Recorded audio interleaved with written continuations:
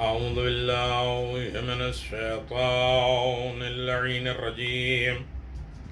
بسم الله الرحمن الرحيم. الحمد لله رب العالمين، والصلاة والسلام على نبي الكريم وعلى آله الطيبين الطاهرين المعصومين، ولعنة الله على أعدائهم من الآن إلى قيام يوم الدين. آمين يا رب العالمين.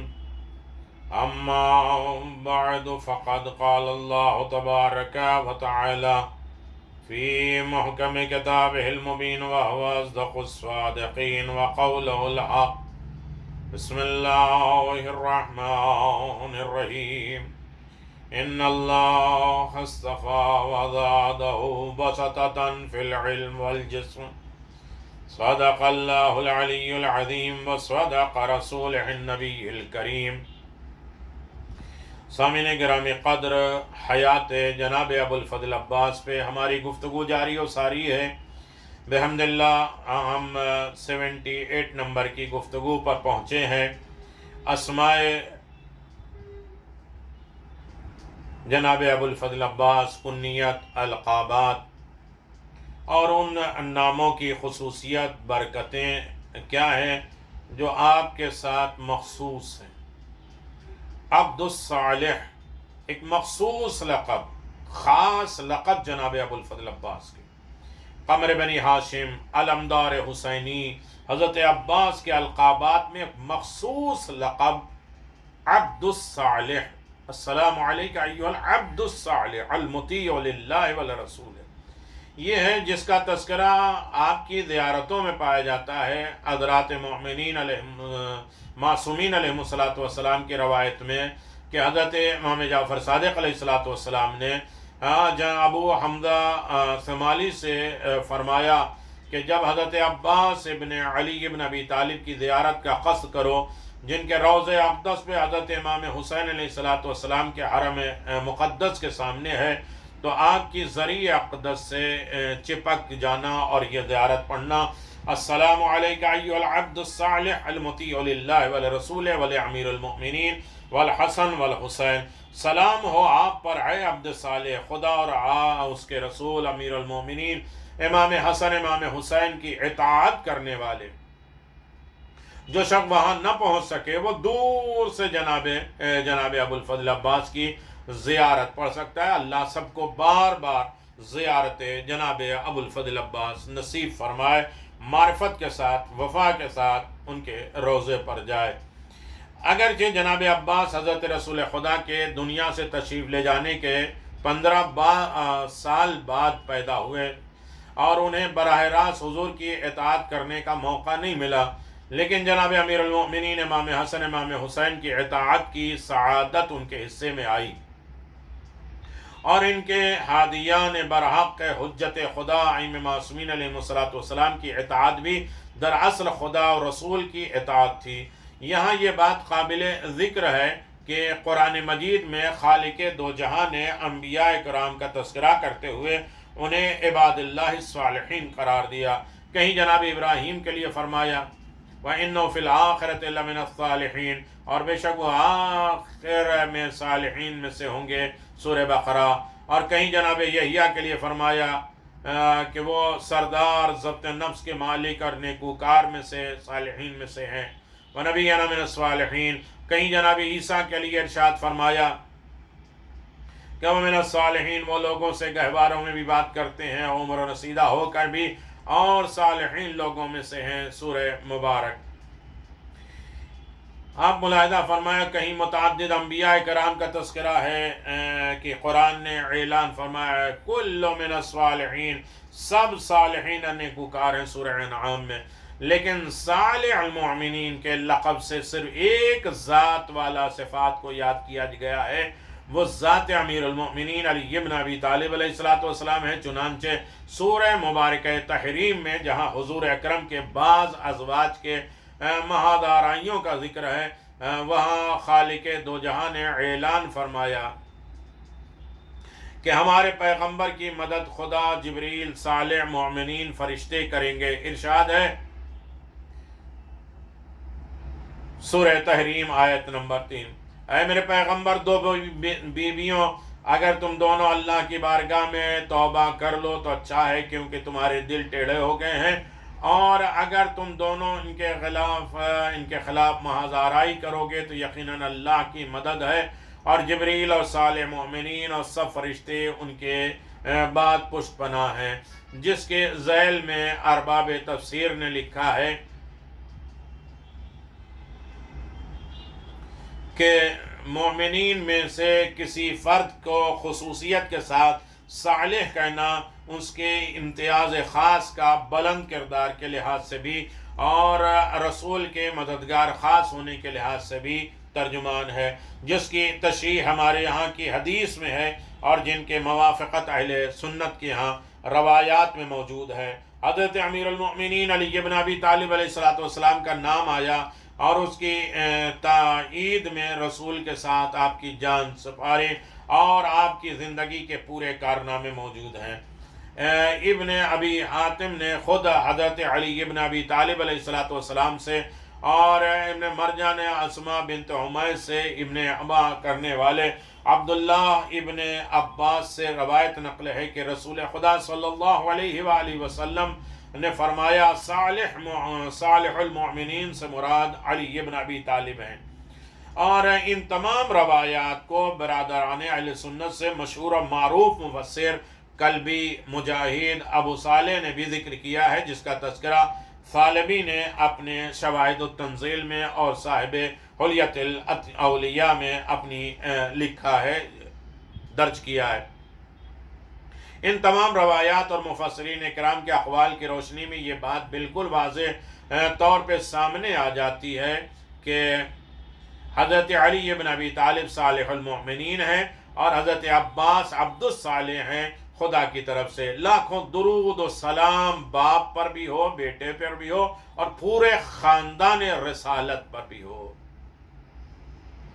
علمداری دو لفظ میں بیان کر رہا ہوں تاکہ ہر انسان تک کسی حد تک تفصیل کے ساتھ، بحثوں کے ساتھ اور تمام تفسیروں کے ساتھ میں بیان کر چکا ہوں آپ کے جناب عباس کے القابات، لیکن آپ اندازہ لگائیں کہ علمداری، معلم عربی زبان کا لفظ ہے علم۔ اہل لغت نے اس کے مندرجہ ذیل معنی لکھے ہیں۔ صاحب مصباح اللغات نے العلم جھنڈا، قوم کا سردار، راستے کا نشان، اونچا پہاڑ، علامتی نشان، منارہ اور اس کی جمع اعلام ہے۔ المنجد کے مؤلف نے بھی تقریباً یہی معنی لکھے ہیں، العلم کپڑے کا نقش، جھنڈا، قوم کا سردار، راہ کا نشان وغیرہ۔ اردو زبان کے معروف لغت کی کتاب فیروز اللغات نے زیادہ جامعیت کے ساتھ اس کے معنی کا تذکرہ کیا ہے اور اوپر ذکر کیے گئے معنی کے علاوہ بھی لکھا ہے۔ علم جھنڈا، نیزہ بے قلع بلند کرنا، اونچا کرنا۔ علم اٹھانا، محرم میں شہدائے کربلا کی یاد میں جھنڈا نکالا جائے۔ علم برادہ، عالم بردار، علم اٹھانے والا، جھنڈا اٹھا کر چلنے والا پیش۔ حضرت عباس ابن علی جو معرکہ کربلا میں امام حسین کے علمدار تھے۔ علمدار وہ شخص جو جھنڈا لے کر آگے چلے اور جھنڈا اٹھانے والا ہو۔ حضرت عباس ابن علی کا لقب ہے اور جسے بہت سی کتابوں نے لکھا ہے۔ مصباح اللغات ہے، حمید الفاظ ہے اور مکتبہ ہے، یادار ہے، منجد ہے، فیروز اللغات ہے اور ان تمام چیزوں میں درج کیا گیا ہے۔ یقیناً آپ دیکھیں کہ اردو زبان میں ایک مفصل لغت کی کتاب تہذیب اللغات کے مؤلف یوں لکھتے ہیں کہ علم بفتحتین، علم یعنی عین کے اوپر بھی زبر، لام کے اوپر زبر، رایت نشانی، جھنڈا، عربی مذکر فصیح رائج، اور شہدائے کربلا بالخصوص جناب عباس ابن علی علیہ السلام کے نام کا نشان ہے۔ عشق عباس کو تھا شاہ شہیداں سے اسیر، اس لیے تعزیے کے ساتھ علم ہوتا ہے۔ علم اسلامی تاریخ بلکہ معلوم انسانی تاریخ میں ہمیشہ ایک منفرد امتیاز شان کا حامل رہا ہے، اور جنگ دامن ہر صورت میں اس کی اہمیت مسلم رہی ہے۔ قابیل نے اپنے حسد اور رقابت کی بنا پر حضرت حابیل کو شہید کر دیا، اور ان کے بھائی شیش نے اپنے بھائی کا قصاص بدلہ لینے کا ارادہ کیا، اور پھر کچھ عرصے کے بعد دونوں کے درمیان باقاعدہ جنگ ہوئی، اگرچہ اس وقت روئے زمین پر کوئی ایسی بڑی آبادی نہیں تھی، نہ لشکر تھا نہ سپاہی تھا، مگر ارباب تاریخ نے لکھا ان اول حرب کان بین بنی آدم ما کان بین شیش وقابیل ان اللہ تعالی عہد علیہ علت بیضاء ورفت الملائکہ ورایت البیضاء فسلمت الملائکہ بقابیل وحملوا علی عین الشمس رمات فیہ وصارت ذریۃ من الشیش۔ اولاد آدم میں پہلی جنگ جناب شیش اور قابیل کے درمیان ہوئی۔ خداوند عالم نے اس موقع پر جناب شیش کے لیے ایک سفید حلہ کپڑا بھیجا، اور فرشتے سفید پرچم اٹھائے ہوئے آئے، اور پھر فرشتوں نے قابیل کو جکڑ لیا اور سورج کے سامنے عین شمس نامی جگہ پر پہنچا دیا، جہاں ان کی موت واقع ہوئی اور ان کی اولاد جناب شیش کے غلامی میں دے دی گئی۔ اس روایت سے یہ اندازہ تو نہیں ہوتا کہ جناب شیش کے ساتھ کتنے لوگ تھے۔ ممکن ہے کہ حضرت آدم کے جو فرزند اس وقت تک دنیا میں آ چکے تھے سب موجود ہوں، اور دوسری طرف قابیل اور ان کی اولاد۔ البتہ یہ بات واضح ہے کہ جناب شیش جو مظلوم کا بدلہ انتقام لینے والے اٹھے تھے، ان کی مدد اور نصرت کے لیے خداوند عالم نے فرشتوں کو بھیجا، اور ان فرشتوں کے ہاتھ میں سفید رنگ کا پرچم تھا۔ گویا یہ علم کی ابتدا ہے۔ عربی ادب میں علم کے سلسلے میں دو لفظ سے موقع پر استعمال ہوئے ہیں، رایت اور ولاء۔ تاریخ کا تذکرہ ہے کہ مذکورہ بالا روایت میں آپ دیکھیں کہ مناقب شہر عاشوب اور مذکورہ بالا اگر صحیح روایت محدود ہے، خداوند عالم نے شہید کے خون کی رائگاہ نہیں جانے دیتا، اور جناب حابیل چونکہ بے جرم و خطا شہید ہوئے تھے، اس لیے قدرت نے جناب شیش کے ذریعے ان کا انتقام لیا۔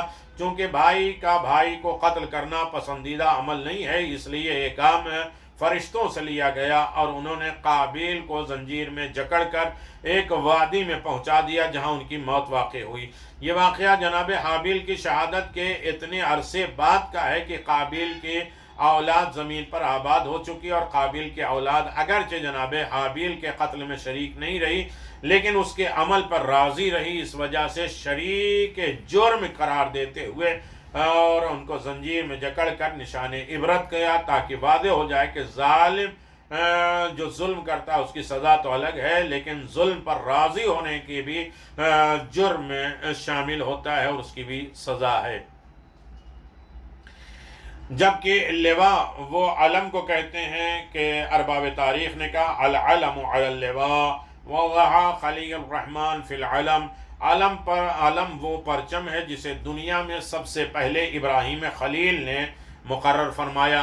بعض ارباب قلم نے لکھا ہے کہ لواء اس علم کا نام ہے جس میں نیزے کے اوپر ایک پرچم لہرایا جاتا ہے، اور روز محشر کے واقعات میں لواء حمد کا تذکرہ موجود ہے۔ وہ علم جو حضرت ابراہیم علیہ السلام کے ایجاد اور اس خاندان میں بلکہ آپ کی نسل میں وہ افراد جو قوم کے سید و سردار تسلیم کیے گئے انہی کے پاس رہا۔ ایک وقت آیا جب رایت اور لواء کی تقسیم بٹوارہ پرچم برداری کے منصب کے اعتبار سے الگ الگ ہونے لگا۔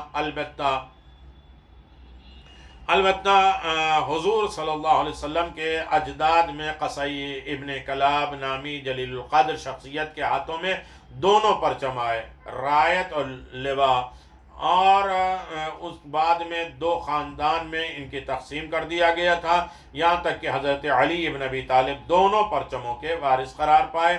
اور آپ دیکھیں کہ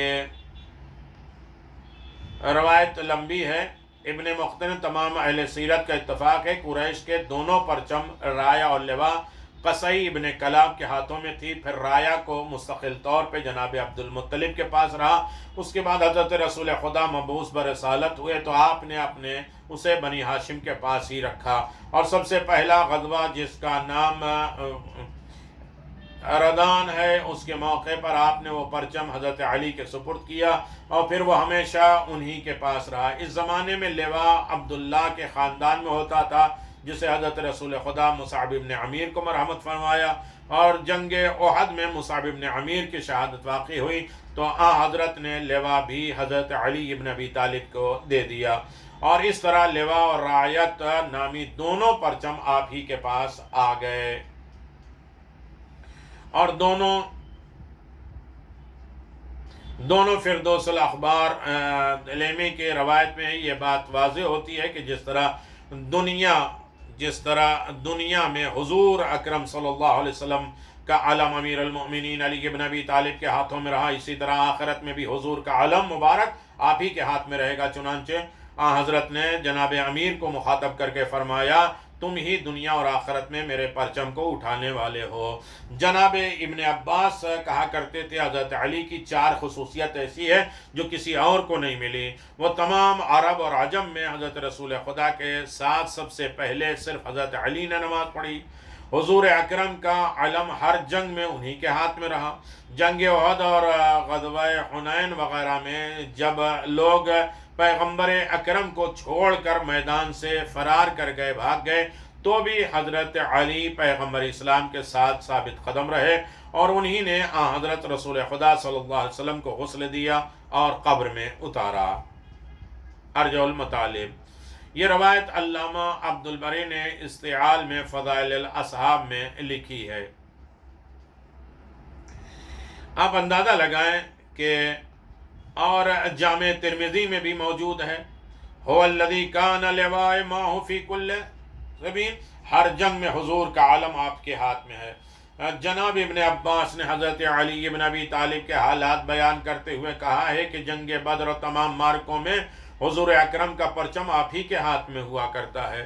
بعض تاریخوں میں سعد ابن عبادہ کی علمداری کا تذکرہ بھی پایا جاتا ہے، جن کا جائزہ لیتے ہوئے برادران اہل سنت کے ایک ممتاز محقق ثعلبہ ابن مالک نے لکھا ہے کہ حضرت رسول خدا صلی اللہ علیہ وسلم کا پرچم ہر جگہ سعد ابن عبادہ کے پاس ہوا کرتا تھا، لیکن جب جنگ کا وقت ہوتا تھا تو اسے حضرت علی اپنے ہاتھ میں رکھتے تھے، اور اس سے یہ بات بالکل واضح ہو جاتی ہے کہ حالات امن میں ہو پرچم کی حفاظت ہوتی ہے۔ اور یقیناً سعد ابن جب عبادہ کے ذمے تھی، اور جب مارکہ کا اعذار ہونے لگا تو دین خدا کا علم حضرت امیر المؤمنین کے ہاتھ میں آ گیا۔ کربلا کے مارکہ کارزار میں دین خدا کا علم امیر المؤمنین کی تمناؤں کی مرکز قمر بنی ہاشم حضرت ابو الفضل عباس کے ہاتھوں میں تھا۔ آپ نے اسے کچھ ایسے منفرد شان سے اٹھایا کہ صدیاں گزر جانے کے باوجود ان کے ساتھ ہی آپ کا نام وابستہ ہے۔ مورخین نے عاشور کے واقعات کو لکھا ہے تو حضرت امام حسین علیہ السلام نے زہیرقین کو میمنہ کا سردار مقرر کیا، اور جناب حبیب بن مظاہر کو میسرہ کا اور علم لشکر اپنے بھائی جناب ابو الفضل عباس کو مرحمت فرمایا، جس کو ملک شعراء منشی امتیاز نے اپنے اشعار میں یوں لکھا ہے کہ بترتیب سے پر شاہ پردہ اور علم گدار بنایا۔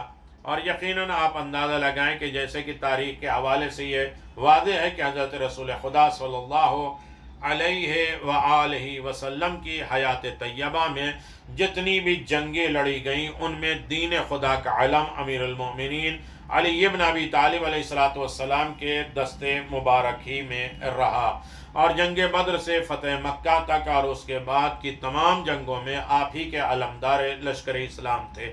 لیکن حضرت عباس نے عاشور کے دن کربلا میں دین اسلام کے علم کو کچھ ایسے منفرد، ایسے الگ امتیاز کے ساتھ اٹھایا، شان کے ساتھ بلند کیا کہ اب جب بھی لفظ علمدار بولا جائے گا ذہن فوری طور پر آپ ہی کی طرف متوجہ ہوگا۔ بلکہ جیسا کہ ابتدا میں آپ کے حوالے دیے گئے ہیں، اہل لغت میں جب لفظ علمدار کی تشریح کرتے ہیں تو اس لفظ کے معنی بیان کرتے ہیں کہ حضرت عباس ہی کا نام آتا ہے، اور یقیناً خدا گواہ وہی کربلا کا ہے فاتح کہ جس کا نام کا لہرا رہا ہے علم. یہ جناب ابو الفضل عباسی کے نام کا علم لہرا رہا ہے، اور کربلا کے وہ فاتح ہیں، علمدار ہیں. دونوں علم، رایا اور لواء، دونوں کے سید و سردار جناب ابو الفضل عباس ہیں. علم کتنے لوگوں نے اٹھایا، لیکن آج بھی جب علم کا تذکرہ ہوتا ہے، علمداری کا تذکرہ ہوتا ہے، وفا شعاری کا تذکرہ ہوتا ہے، تو صرف ایک نام سمجھ میں آتے ہیں جسے عباس کہتے ہیں. باب المراد کا نام آتا ہے. باب المراد نے علم کو اس انداز سے اٹھایا اور باقی رکھا اور سنوارا. یا کاشف الکرب وجل الحسین اکشف کربی و کرب المؤمنین بحق اخیک الحسین علیہ الصلاۃ والسلام. پروردگار تمام مومنین کے حاجات، برکات، رحمات کو قبول و مقبول فرمائے. ماہ رجب آ چکا ہے اور یقیناً رجب کی تمام برکتیں جناب ابو الفضل عباس کے طفیل میں تمام وفا شعاری اور اطاعت شعاری، مودت، محبت آل محمد ہمیں جناب ابو الفضل عباس کے صدقے میں عطا فرمائے، اور ساری حاجتیں قبول فرمائے. سارے مومنین کو شفاء کاملہ عاجلہ عنایت فرمائے. تمام مرحومین کی مغفرت فرمائے. جو لوگ ان میں حصہ لے رہے ہیں جناب ابو الفضل عباس کے، ان کے تمام روزی میں برکت دے، حفظ و امان میں رکھے، صحت و سلامتی رکھے، ان کی نسلوں کو آباد و شاد فرمائے. ربنا تقبل منا انك انت السميع العليم بحق محمد وآلہ الطیبین الطاہرین المعصومین المنتجبین، ولعنۃ اللہ علی اعدائهم من الآن الى قیام یوم الدین. آمین یا رب العالمین.